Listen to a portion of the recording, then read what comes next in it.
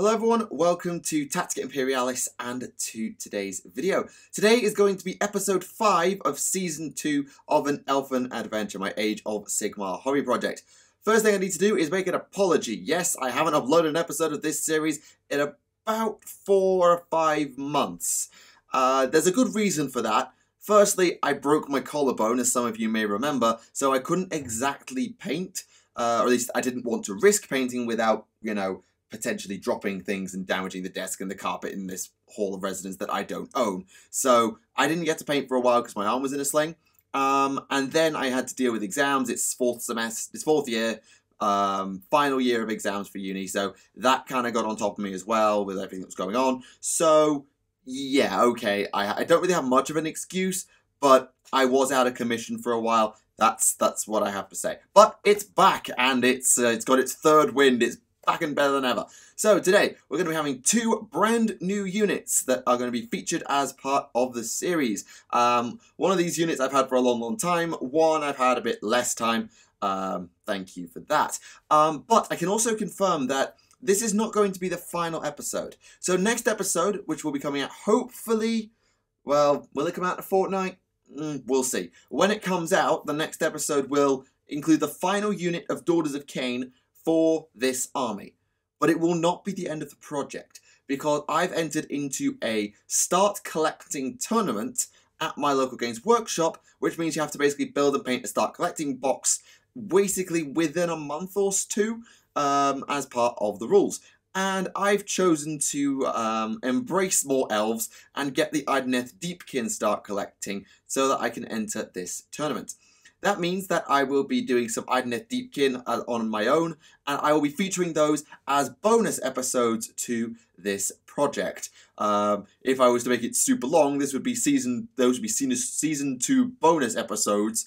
And then I'll do those, and then we'll do a full, pretty much 2,500 point army showcase at the end of that.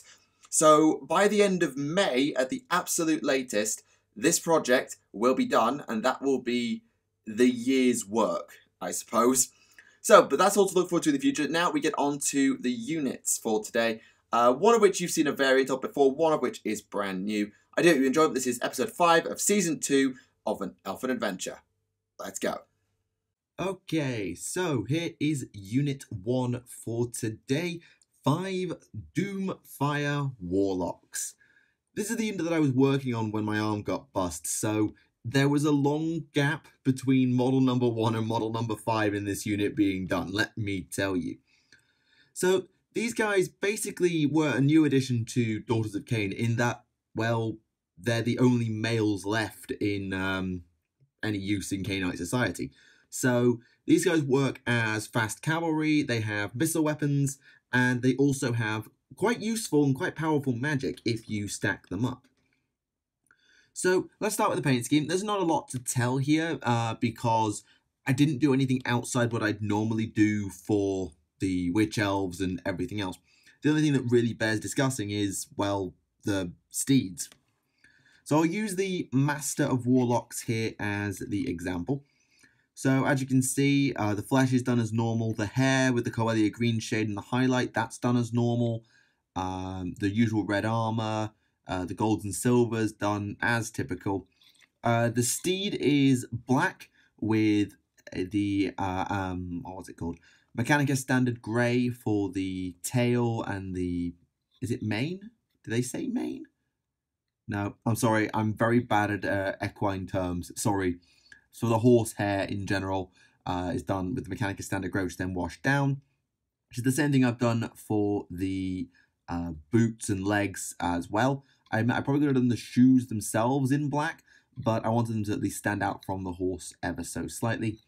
As usual, the cloth is done in purple. In this case, Nagaroth Night, which was then washed with either Caribou Crimson or Nuln Oil. I think I probably varied between the two. Also, is that a bit of dust? Yeah, not sure about that. Other than that, there's not a lot to say because it's very similar techniques that I've used repeatedly. There's not a lot to it. If you've got old Doomfire Warlocks, the only thing you might need to do is add the crossbows, because normally in the past, when they were just Dark Elves, Doomfire Warlocks didn't have ranged weapons. That was just Dart Riders, but because this is a combo kit with Dart Riders, you can now give them the Doomfire crossbows. And if you have Dart Riders, I can recommend doing some conversion work to get these guys turned over. You might still have the spare parts from the Warlocks from the Dart Rider kit. I need to do some digging around because I actually have 5 Dart Riders, and I may still have their box. And if I do still have their box from like 3 years ago when I did the original Aelfen Adventure, then I will probably change them over. At the very least, if I can find the scimitars, then I'll change those over. Because the helmets being different and them having cloaks, okay, fine. They'll look very, very different to these 5, but they'll still work. As far as rules go, this is where they get interesting. So Doomfire Warlocks are fast cavalry. They're move 14 with a 5-up save, 2 wounds, and a bravery of 6. So they're actually the most cowardly unit in Daughters of Cain. Especially because they can't be affected quite as easily by buffs because they don't have standard bearers, and because there are no cavalry heroes, and there's no hero who can keep up with them with the exception of a teleporter or Shadow Queen Marathi. But why would you have Shadow Queen Marathi anywhere near these guys? And it's not like she gives out any buffs anyway. So yeah, definitely not the most brave, but they are useful. So the Doomfire crossbow has a 10-inch range. It's a quite short range shooting attack. 2 attacks, 4s, no rend, damage 1. It's kind of meh, but it's good useful plink damage. And the Master of Warlocks, which is the guy with the gold face mask, as I mentioned earlier, he gets +1 to hit with that, so it's 3 falls for him. So it is kind of meh, but it gives you some ranged output that means you don't have to engage in melee. If you do engage in melee, then their scimitars are 2 attacks, 4s, rend 1, and damage 1. So they actually have a little bit of a chance of doing something in melee, and if you're absolutely desperate, you can buff them. Their Dark Steeds get 2 more attacks, which are hitting on 4s, wounding on 5s. Again, the Master of Warlocks gets +1 to hit with his weapon, so he's 3s, 4s, but that's not going to come up all that often. The main thing you want your Doomfire Warlocks for, aside from plink damage and maybe assassinating a War Machine crew, is its magic. So a unit of Doomfire Warlocks can cast 1 spell in your hero phase and unbind 1 in the enemy hero phase. Now, Daughters have some magic.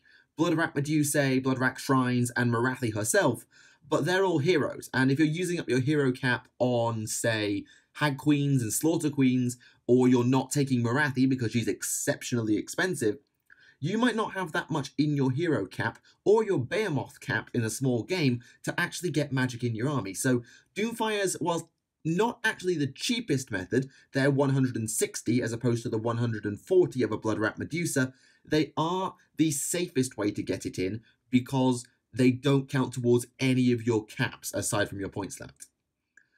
So they know Arcane Bolt and Mystic Shield, as everybody does, and their signature spell is called Doomfire.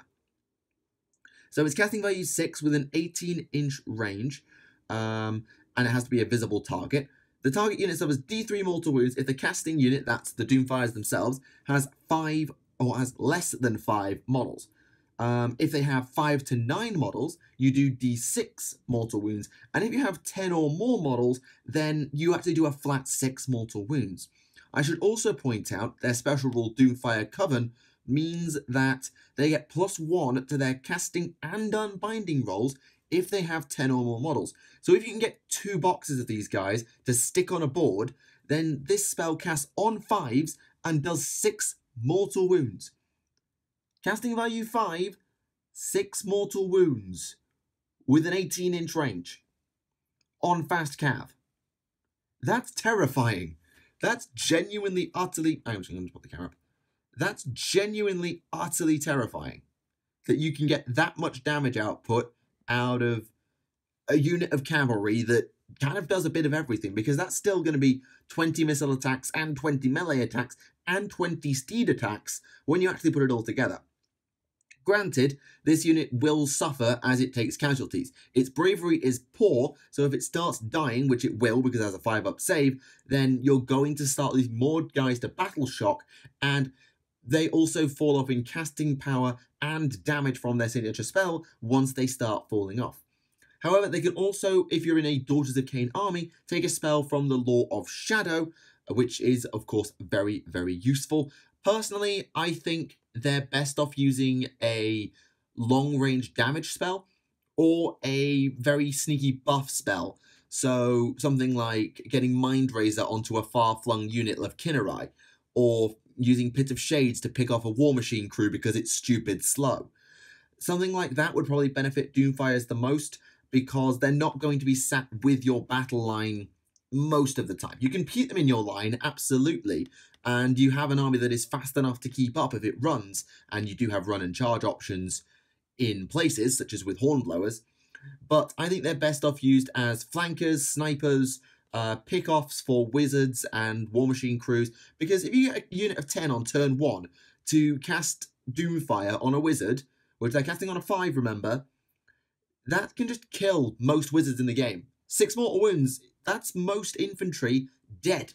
You can easily pick off a hero or most of a War Machine with that, then shoot it if you don't kill it, and then charge it and still stand a chance of killing it. They're a great pick-off unit, and even if you've got 5 of them so you don't have the 6 mortal wounds, they probably serve this purpose better because they're more maneuverable. So I'm not going to sit here and tell you they're the best unit in Daughters of Cain and you absolutely need them. They're useful. They're a very useful unit in the right circumstances. Should you take 10? It's hard to say. I think if you're going to take 2 units, put them together into one, but I don't know if they're worth sinking 320 points into when you could have, for example, 10 Blood Sisters or a Cauldron of Blood for that cost. But if you're in a large game and you've used up your hero cap or your Behemoth cap and you want more magic, they're not a bad alternative, and they can do a little bit of everything, which is something that Daughters of Cain doesn't do, with the exception of actually the Bloodwrapped Medusa, because that does magic, range, and melee as well, and probably does it better. So yeah, that's my thoughts on Doomfire Warlocks. They're a unit that I'm glad that I've got, because they'll come in very useful for me, but they're not the first unit I'm going to put into my army after my general and my battle line. They'll generally be used as point fillers, unless I really actually have got 10 of them and can use them as a rolling death ball of Doomfire. But that is just the first unit for today. We have another to get to, and we need to have a little bit of a debate. And unit number 2 for today is 5 Blood Stalkers. Technically, they are a unique unit, even though it's made from the same kit as the Blood Sisters, but I consider them unique because they have their own war scroll and a lot of different components. So, in terms of construction, they go together exactly the same as Blood Sisters, with the exception of a different face and different arms, pretty much. But in painting, there are actually a few subtle differences. So, in terms of the actual snake bits, there are no changes. So, it's still Caliban Green, Hellion Green Dry Brush, Quellia Green Shade Wash, and then the Fang, non-oil, Rust Grey Highlight for the middle bit, the belly, I guess, and then red for the scales, which is a standard thing. I've got a Blood Sister here, which I'll be showing you in a moment, just to remind you of the differences. Because all those differences come in this region, so the head and the chest, and also a little bit on the tail as well. So, here's a Blood Sister. You might be able to spot immediately the differences. First off, there's extra plating on the boundary between the tail and the fleshy bit, I guess. There's an extra piece of armor plating with a tabard. Secondly, different mask, different face in general. So these guys have an actual Gorgon mask, and the Blood Stalkers do not. They have different helmets. And thirdly, there's this bit of gold under here. That is an extra piece of chest armor that the Blood Sisters have got and the Blood Stalkers don't. The Blood Sisters also are supposed to have shoulder pads on their right shoulders. I think my Gore guy has that, but I didn't do it for all of them because I forgot. So, whoops. Whereas with the Blood Stalkers, I'm going to get those two words mixed up several times because I keep mixing the two up. You can see straight off, there's no plating here, and there's one less piece of armor here. And you can't see it on the Blood Sisters very well, but that underplating is silver, so I've kept that consistent. These guys have got silver underplating. In fact, I think that's the same way GW does it now that I think about it. I did the helmets in gold because it's a really nice bright contrast and sort of draws the eye back up instead of down. I think that just the gold is a nice bright contrast and goes well because there isn't that much gold on the model. And then, of course, the arms are different. So I'll use this girl as a better example. You've got the bow with the arrow instead of with the spear. I've forgotten its name. And so on and so forth. I painted the bow in brown with metal trim at either end to represent the snake. And then gold filigree in the middle. The arrows are red-tipped. Sorry, I'm looking in the wrong place. The arrows are red-tipped and painted in the same wood as the bow itself. I didn't really use the other brown that much. And they also have a quiver. You can see again, red arrow fletches, silver, brown, and then a little dagger, which is called the sacrificial dagger. That's got a red grip with a gold handle. And that goes on the back of the tail. Some of them do fall off. They're quite fragile. Just keep that in mind. The crone also has a bloodworm, which is actually a weapon option that she has. And I've painted that in exactly the same manner as I have my Kinnerai and Marathi. So all winged things are purple on the trim with black for the wing membranes. I've kept that consistent again just to tie the army all together. Now, gameplay-wise, Blood Sisters are better. Blood Sisters cost 140 points and go into hordes and they can be on battle line. Blood Stalkers, not so much. So for 160 points, they're move 8, 2 wounds, 5 up save, and bravery 8, so nice and tanky. Not. And their weapon is the Heart Seeker Bow. 24-inch range, 1 attack, 3s and 3s, with 1 rend and 1 damage. The crone gets +1 to hit with her hit rolls, so it's 2s, 3s, and she's also accompanied by the Bloodworm. We'll get to that in a moment. However, each time you make a hit roll of 6+, note this is not a natural 6, this is just 6+, with this unit, then you do a mortal wound instead of normal damage. You can actually attach like a pile of hearts to the belt, same as you do the quiver, because they're Heart Seeker bows, but I didn't really feel like doing that, they just all snap off, so I thought better of it and left them off. So, it's a useful ability. And the crone actually gets it on 5s because it says 6+ instead of natural 6. At least it does on my War Scroll card right here. So, not bad. And in melee, they've got 2 attacks each with their sacrificial daggers, 3s, 4s, no rend damage 1. And the Bloodworm gets a single attack for the crone, which is 3s and 3s, no rend damage 1. Honestly, though, that's not, that's okay.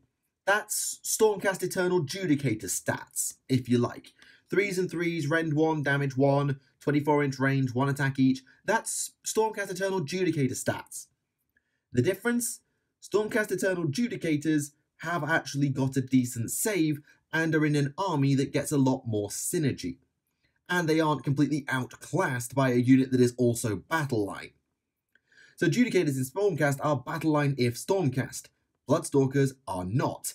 And if you compare them to their melee variant, then, well, things just get messy because Liberators are a lot cheaper and they're nice and punchy. Bloodstalkers are almost identical to Blood Sisters, except the Blood Sisters get 3 melee attacks that have rend and also have a mortal wound attack that stacks on top of that. And I think they have at least as much, if not more, defense, which is very, very annoying. So, the damage output of a unit of Bloodstalkers is just too low for 160 points. And I know that sounds weird, and it may just be a fact that they're in an army that has very good everything else, but for your main shooting unit, you kind of expect more. Like Kinnerai Heartrenders, for half the cost, do as many shots and get rend on the turn that they land, which is very, very annoying, and they're very, very maneuverable. So you can have 10 of them for the same cost as these 5, so you get double the shots, they also have rend and more movement and the ability to drop in from the battlefield, and they're not actually awful in melee because they have some rend there as well. So, yeah, they don't stack up all that well. You want to compare them to Doomfire Warlocks, who cost the same as they do.